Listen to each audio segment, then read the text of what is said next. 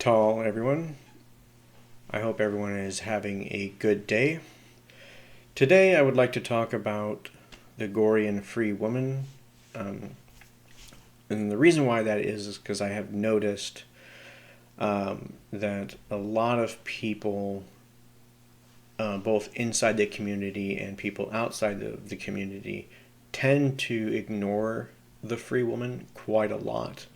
Anything I say that's in the books is not necessarily written in stone because different regions, different cities have their own set of rules.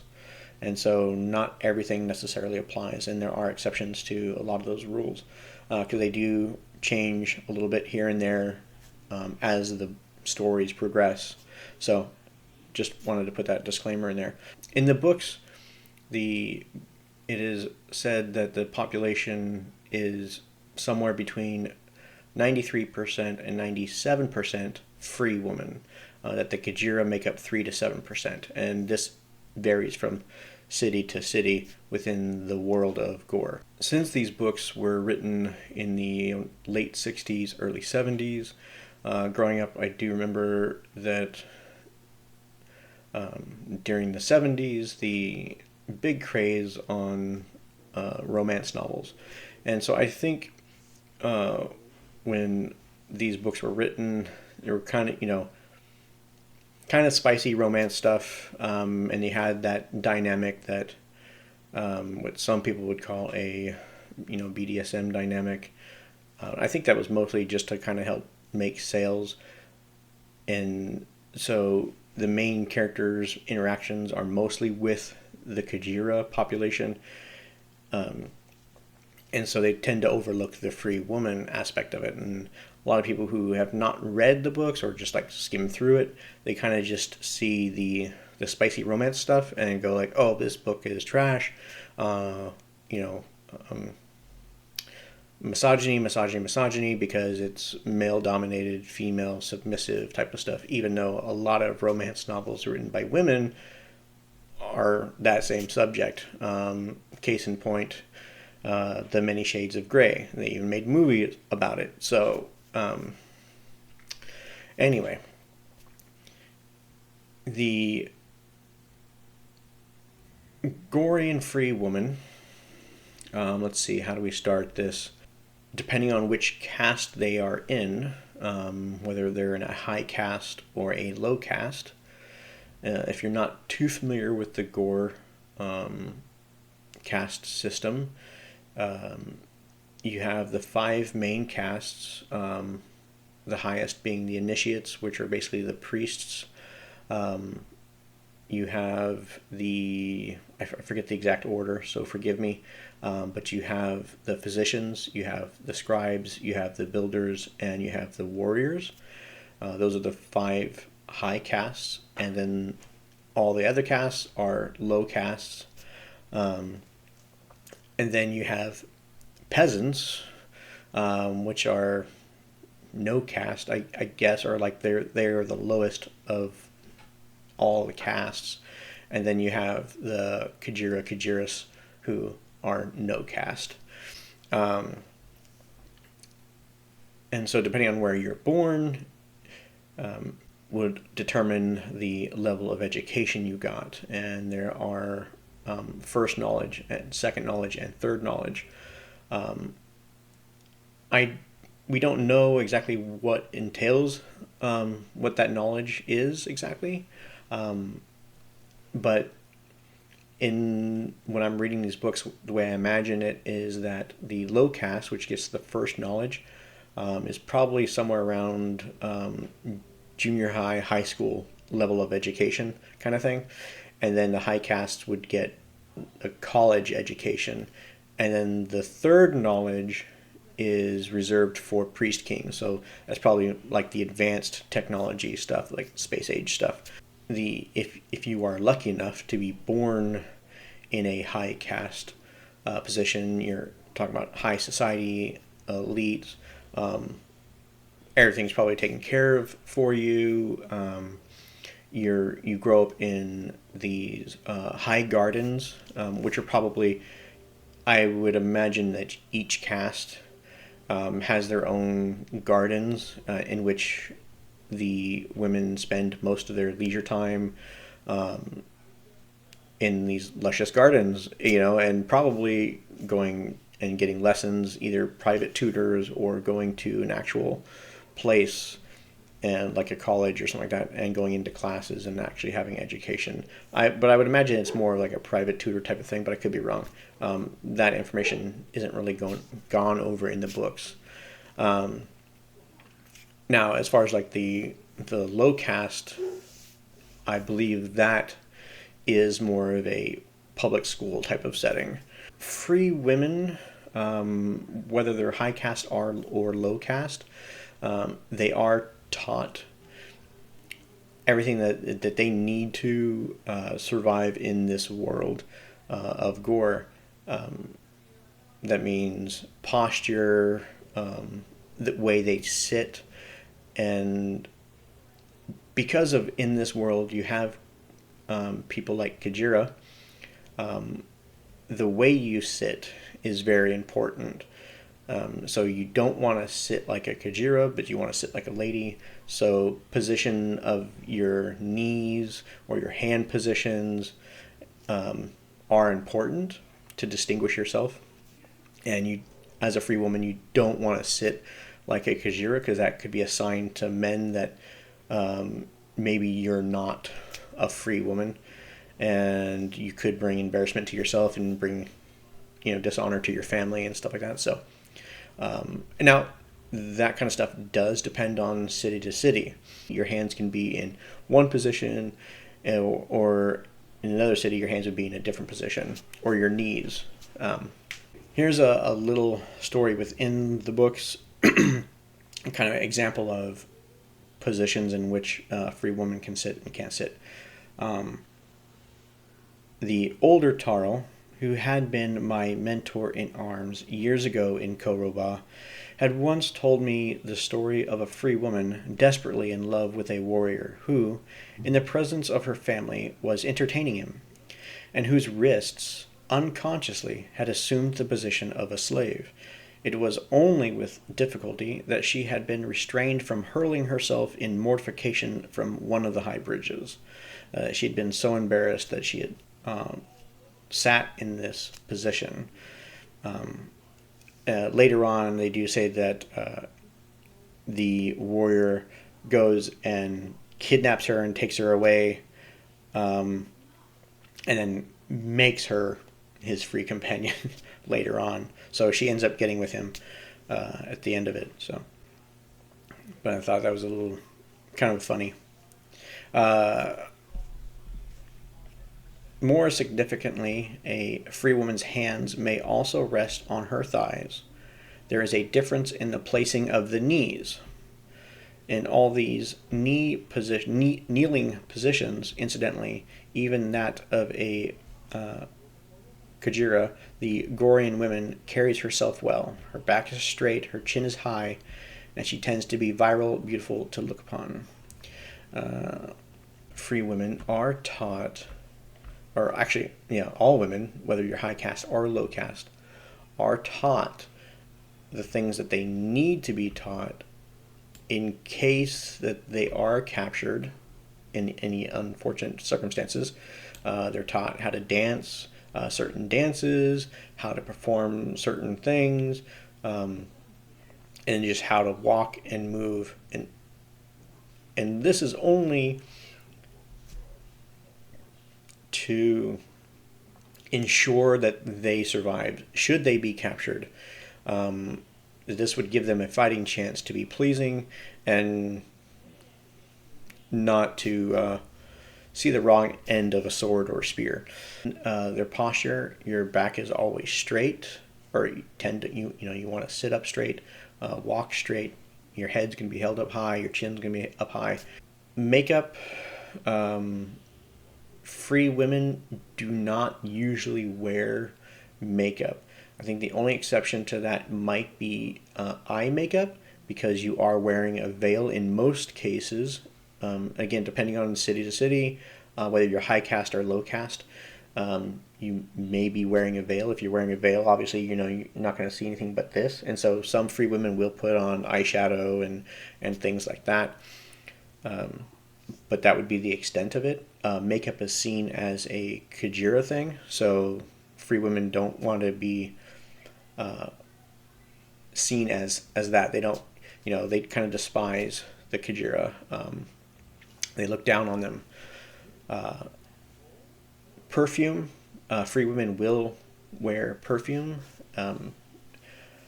They will go to a professional perfumer where they actually take samples of your oils from your skin, and they'll actually make a perfume specifically for you. I'm sure that I remember reading it somewhere in the books. I tried to find it, but I couldn't find it.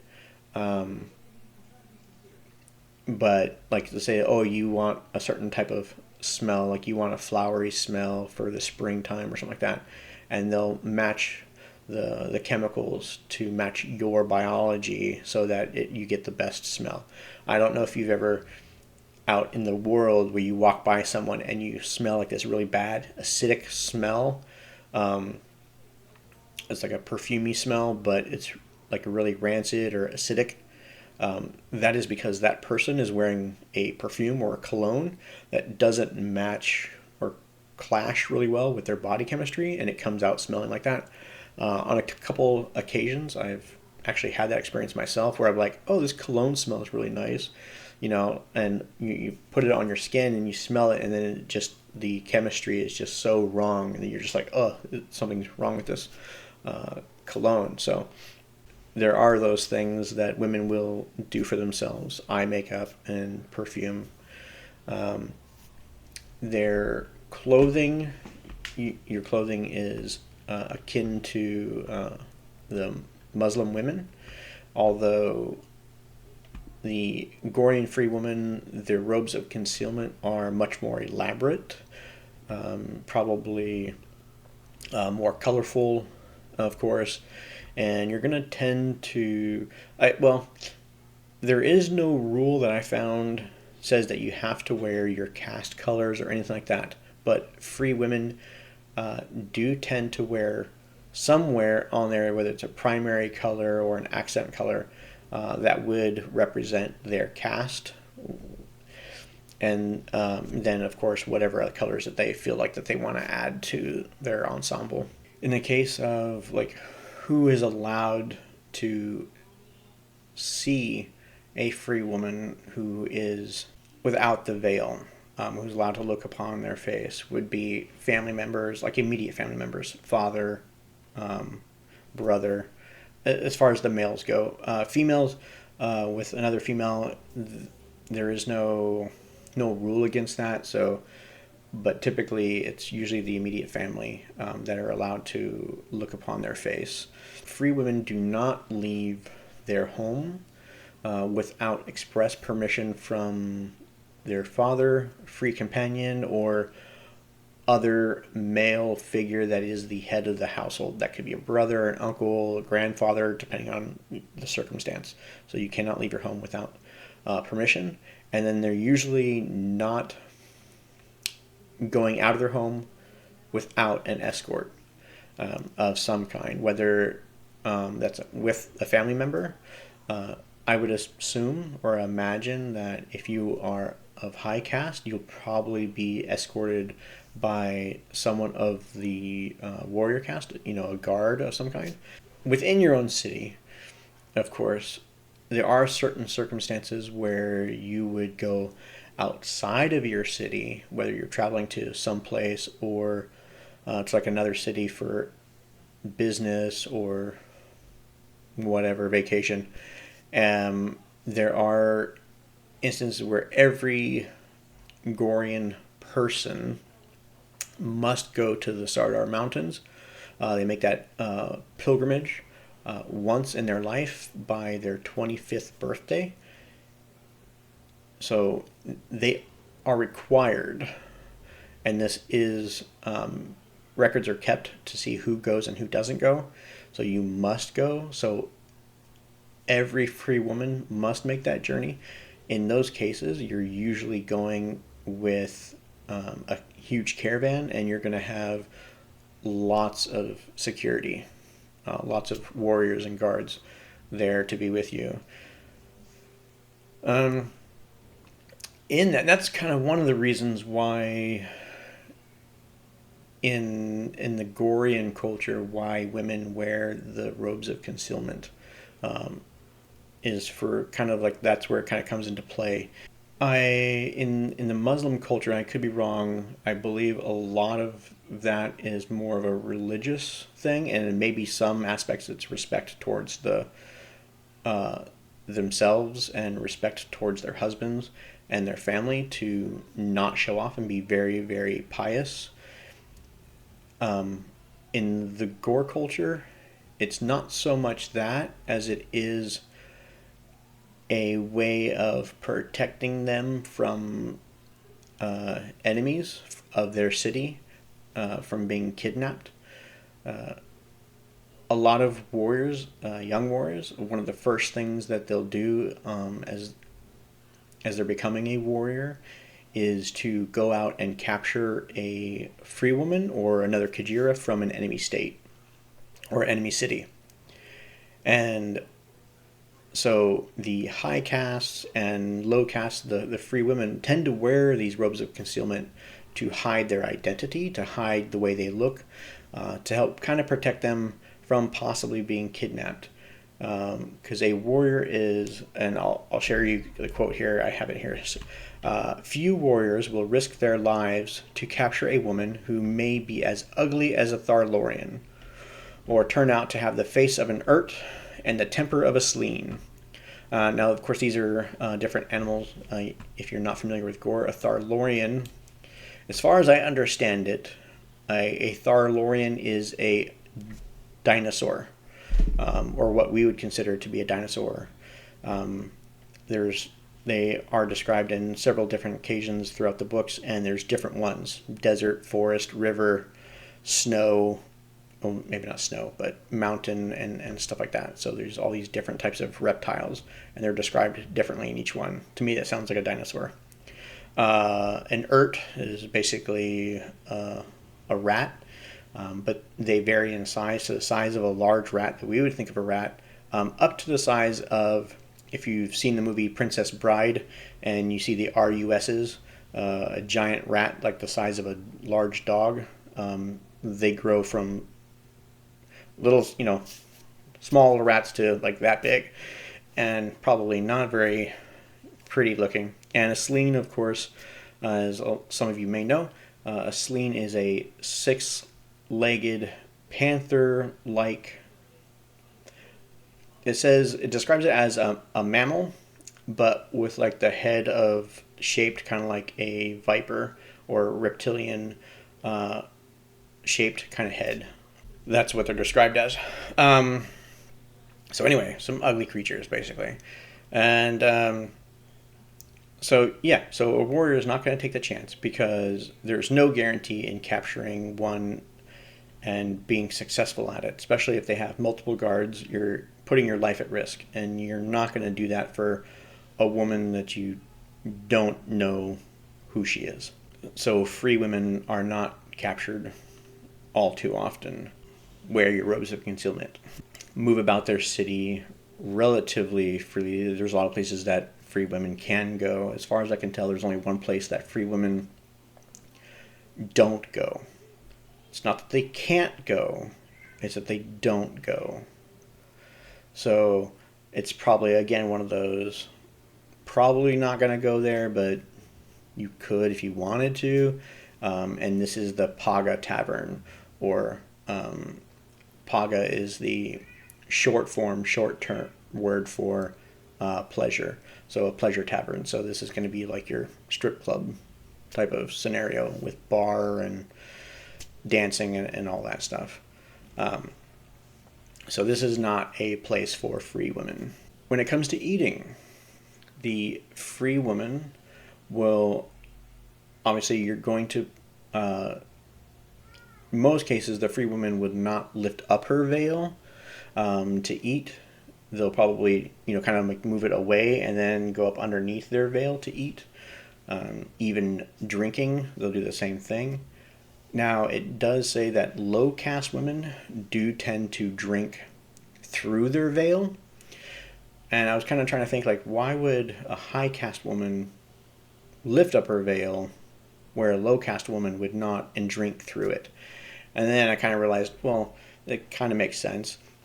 If you think about it, high caste women are probably wearing the most expensive cloth that they can get their hands on, silks and whatnot, the high end garbs.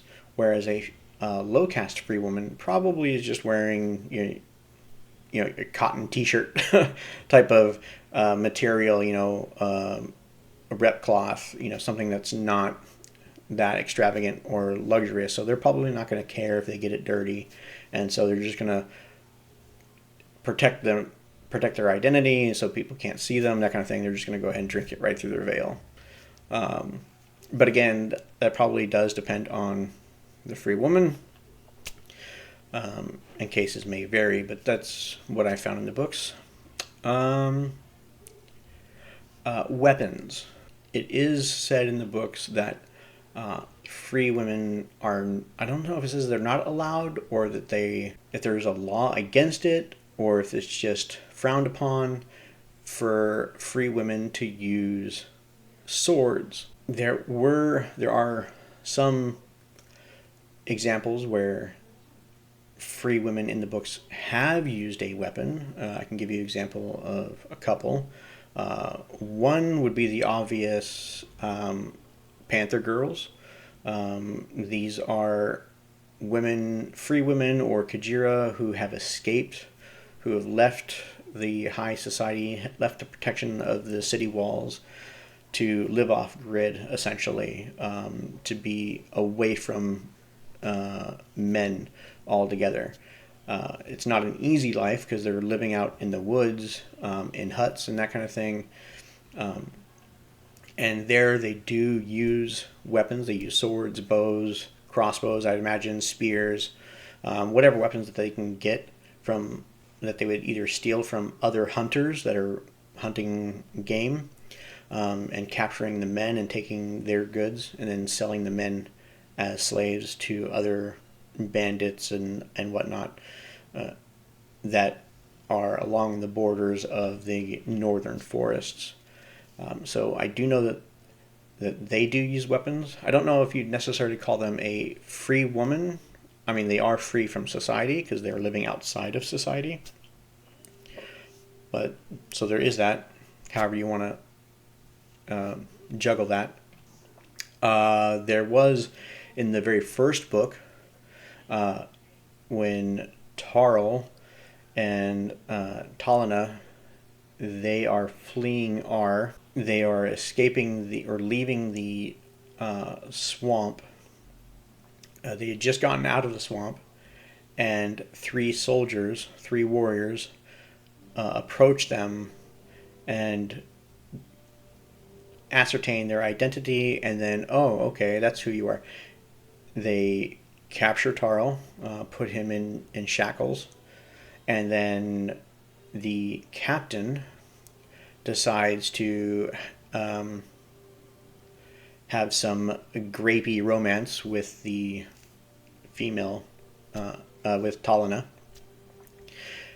Why? Because there's no one there to stop him, because he's a jerk.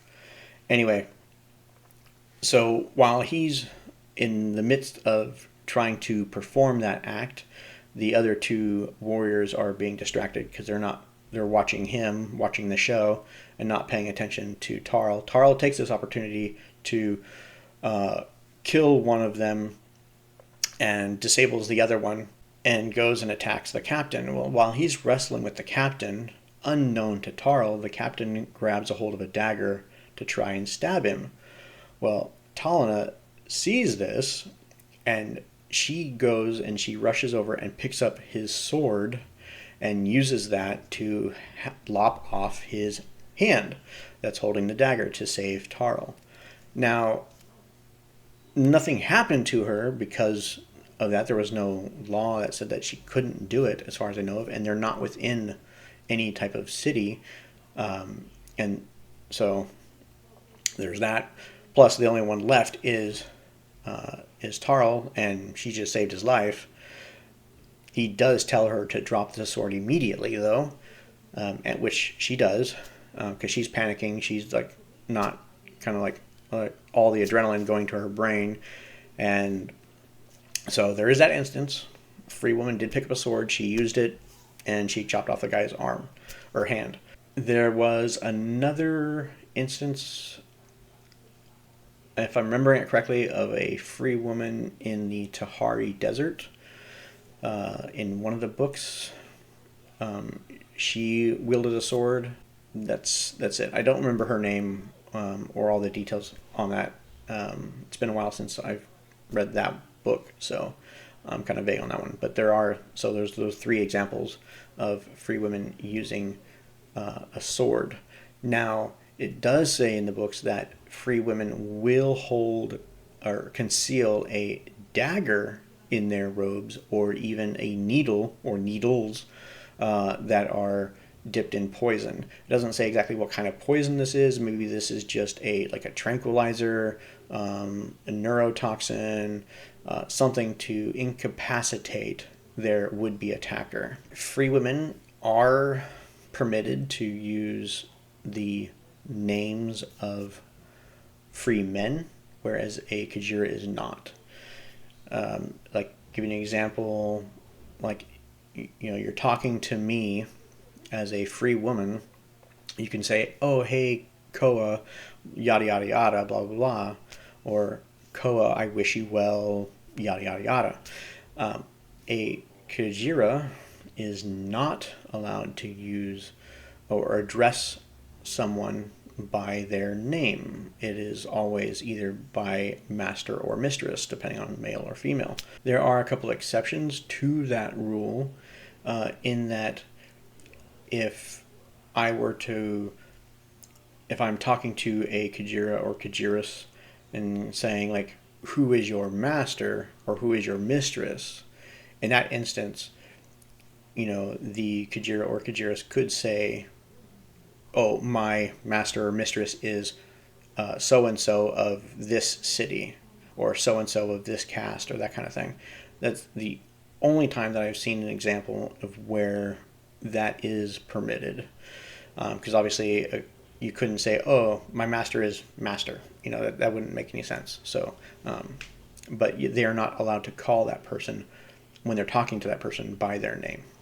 Here's an example of a free woman, because not all free women wear the robes of concealment. Give an example, the wagon people. The wagon people are nomadic people. I want to say somewhere between Native American, Gypsy, Polynesian, kind of a mix in there as far as their culture and stuff like that. And they are in the southern hemisphere, down in these plains where they raise bosque, which are a bovine that pull these wagons, that they live inside these wagons, these campers basically. Hence the gypsy part of it. Or when you think of the old time, or even the Old West, when you're pulling these wagons across the plains to come from the east to the west. And these wagon people, they wear, at least in this instance, this is talking about in the winter, the wagon peoples and their kajiras as well wore bosque hide and furs during this time, the winter. Both male and female, kajiera, kajiris, or free, wore furred boots, trousers, coats, and flopping ear-flapped caps that tied under the chin. So kind of I imagine that hat you would see in movies with Russia or maybe Fargo. They have that furry cap with the ears that flap down here. Um, so they're not wearing robes of concealment. For them, their identity for who is and who isn't kajirea and who is free is the nose piercing. They have a ring right here and in the middle, that nose ring, and then as far as kajirea goes, the kajirea wear the nose ring and the hair, whether it's tied or loose. A free woman is allowed to have her hair bound, either braided or tied, where a kajirea has loose hair. Little footnote here: one who is a kajirea or kajirea strikes a free person, that penalty is not infrequently, which means not always, but could be, not infrequently, death by impalement or preceded by lengthy torture. Of course, I think that punishment is strictly up to the free person, or that particular society in which that city and their rules and whatnot. But it's there. I'm not recommending any of that stuff, though. I'm just saying what's in the books, so don't get mad at me. Here is another example in the books, and I'll quote this one, of where a free woman is not wearing the robes of concealment in the traditional sense. Virginia was clad in garments cut from the beautiful, many-colored robes of concealment of the free woman, but, proud of her beauty and glorious in her joy, she had boldly shortened the garment almost to the length of a slave livery, and a light, diaphanous orange veil loosely held her hair and lay about her throat.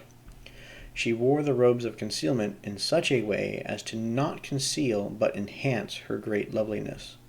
The garment suggested the kajirea and yet insisted almost demurely on the reserve, the pride, and the dignity of a free woman.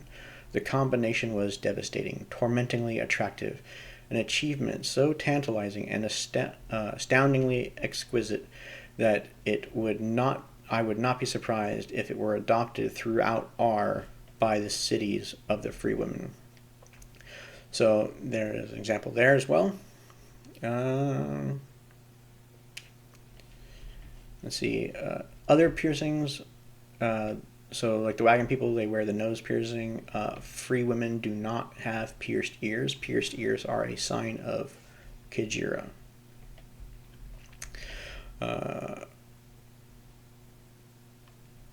Here's another thing about the free women. This is actually a pretty long paragraph, so I'll read this one. It could be perhaps mentioned that such work, cooking, cleaning, and laundering, and such, is commonly regarded as being beneath even free women, particularly those of high caste. In the high cylinders in Gorean cities, there are often public kajirea who tend to the central kitchens in cylinders. Cylinders are large towers, skyscrapers, essentially. They tend to the central kitchens in the cylinders. Care for the children, but may not instruct them, and, for a tiny fee to the city, clean compartments and do laundering.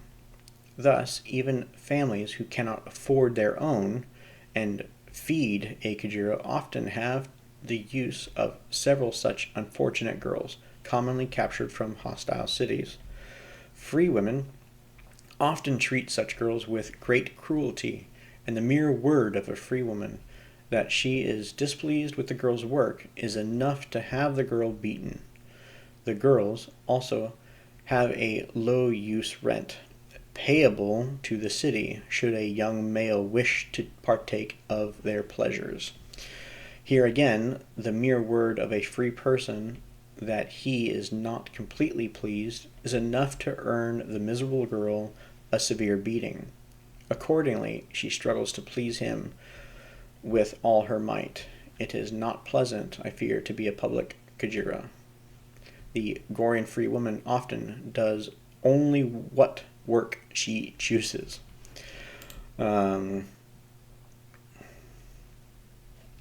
So that's all I have on free women. So I'm going to talk about bride price here. In older cultures, still in some cultures even today around the world, there's something called a bride price. What this is the family negotiates with the groom or potential groom, or sets a price that they feel that their daughter is valued at. Now, in old cultures, this is usually you give the family like cattle, goats, livestock, that kind of thing, for an exchange of their daughter. From what I can tell, this has two things. This makes sure that the daughter is marrying someone who is wealthy enough that they can afford to take care of her. And this also, in a way, it is to pay back the family for raising that daughter. Paying for her education, training, and anything like that. So you're kind of paying the family back, saying, hey, thank you for raising this beautiful, wonderful person, and here's that bride price. I went through like half the books and can only find it a few excerpts of where this is mentioned. And it says, okay, so my father, she said, and my brothers will reward you. No, I said. If you wish, they are bound in honor to grant me to you without bride price. The ride to Thentis will be long, I said. She replied proudly, my bride price would be 100 tarns. And of course, this is referring to the actual giant hawk. I whistled softly to my ex-slave, I whistled to myself, my ex-slave would have come high. On a warrior's allowance, I would not have been able to afford her. That's interesting. And she was somebody of high caste, I believe. So that would make sense for such a high price. High caste daughters in R are raised in the walled gardens like flowers until some high-born suitor, preferably an ubar or administrator, will pay the bride price set by their fathers. And this next one, this is Marlenus talking to Tarl and his daughter Talina. She would have brought a bride price of 1,000 tarns, said Marlenus bitterly, and now she is of less value than a trained slave girl. Why he said that was because Talina, in order to save herself in an act of desperation, she submitted herself, basically allowing herself to become a kajirea to Tarl. And so Marlenus, being bitterly saying this because he's disappointed that she didn't value honor as much as maybe he would. Instead of dying trying to save her life, she did this. So now she is basically a kajirea at this point. She is no longer a high-born free woman. She's a kajirea now. She can be freed at some point, at any time, of course. But because of that, it has lowered her price, and she's untrained, so that's why he says now she is of less value than a trained slave girl. So I do have some notes on free companion as well. and so I'll kind of go over those as well.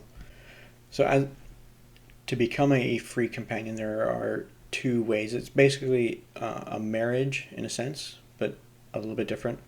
Um, there is the arranged marriage, like you would think in a traditional sense, where the two families arrange that marriage and say, okay, these two people should be married. There is bride price, and then there is the just accepting someone to be their free. The free woman accepts the male to be a free companion. Here an example, just a quote real quick.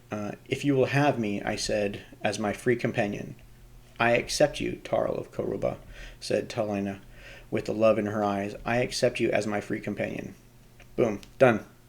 That's it. Now there are ceremony as well to accompany that, and I will kind of go into that here in a little bit. Let's see. Back with Tarl and Talena, when I returned to Koruba with Talena, a great feast was held, and we celebrated our free companionship. So, big wedding feast. There's a ceremonial free companion cup that they drink from, and they drink a free companion Kalana wine, or yeah, and that is to signify their vows. There is no marriage as we know it on Gor, but there is the Institute of Free Companionship, which is its nearest correspondent. Surprisingly enough, a woman who is bought from her parents for tarns or gold is regarded as a free companion, even though she may not have been consulted in the transaction. More commendably, a free woman may herself, of her own free will, agree to be such a companion, and it is not unusual for a master to free one's kajirea in order that she may share the full privileges of free companionship. One may have, at any given time, an infinite number of kajirea, but only one free companion. Such relationships are not entered into lightly, and they are normally sundered only by death. Occasionally, the Gorean, like his brothers in our world, perhaps even more frequently, learns the meaning of love. During the free companion celebration, in with their family or lovers, a free woman might fix talanders in their hair, which is a type of flower. A crown of talanders, talander, was often worn by the girl at the feast celebrating her free companionship. As a free companion, they are not necessarily safe from not being punished for being displeasing, getting into trouble, or causing trouble. Thus, in this quote, thus when she has been irritable or otherwise troublesome, even a free companion may find herself at the foot of the couch looking forward to a pleasant night on the stones, stripped with neither mat nor blanket, chained to a ring, kajirea ring, precisely as though she were a lowly kajirea. Kajirea versus free companion when it comes to sitting in the home. There is the couch. A free companion is allowed to sit on the couch as any free person. Kajirea are not allowed to sit on the couch, not even for serving their master or mistress. That is the reserved for the dignities of the free person or free companion. Little side note about free companionship. Portkar, the city of Portkar, does not recognize free companionship. I didn't know that until I started doing this research on here, so I thought that was kind of interesting. There are free women in the city who are known simply as the woman of their man. I tried to see if there was anything in there that would talk about how to distinguish if a free woman is a free companion or not. I couldn't find anything. Here on Earth, women and men tend to wear a wedding ring on their finger to signify that they are married. In some cultures, like in the Indian culture, not Native American Indian, but Eastern Indian, they wear a wedding bangle, which is a gold bracelet. It could be jeweled, just like a wedding band. I would imagine that in the Gor setting, a free woman, because she's wearing gloves and stuff like that, it would be kind of hard to wear a wedding ring. If it's jeweled anyway, I'd imagine it would probably be being caught on like a silk glove or that kind of thing. But wearing a bangle would overcome that, and it would show easily that they are wearing one. Bangles are mentioned in the Gore books, so they are there.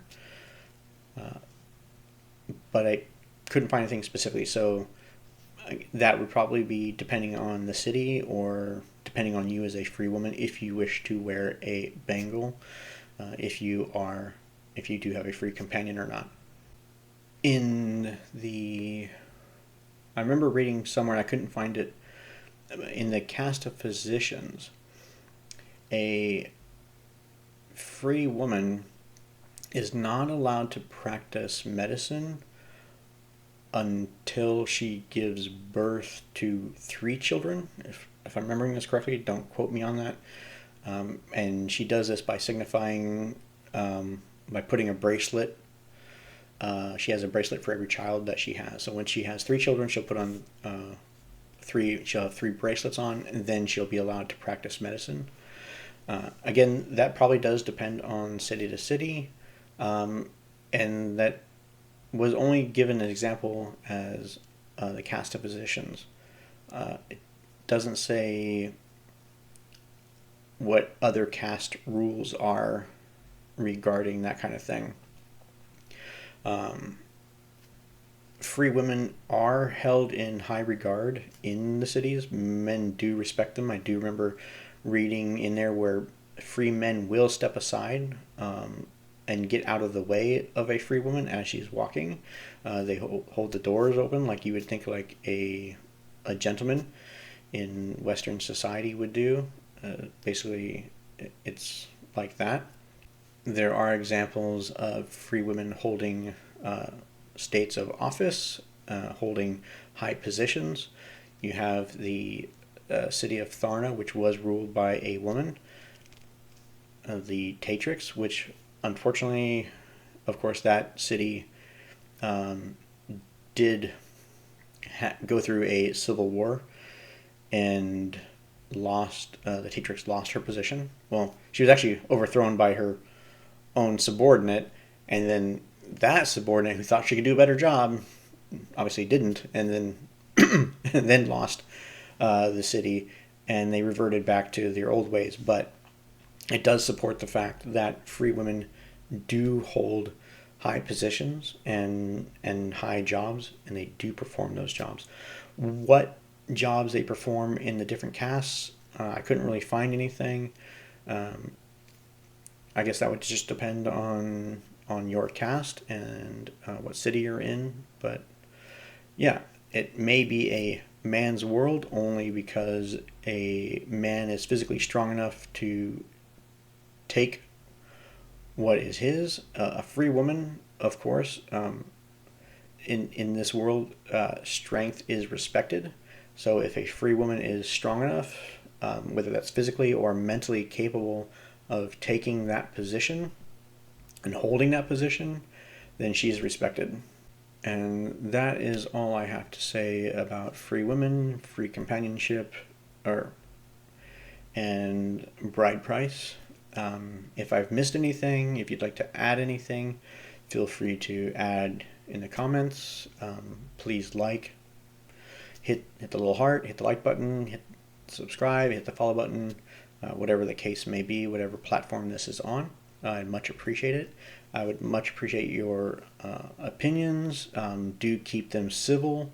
If they are not civil, in my discretion, I will delete them. So if you want people to read them, do keep your comments polite. Thank you. I hope you guys have a wonderful day. I hope you guys enjoyed this video, and you guys have a wonderful day.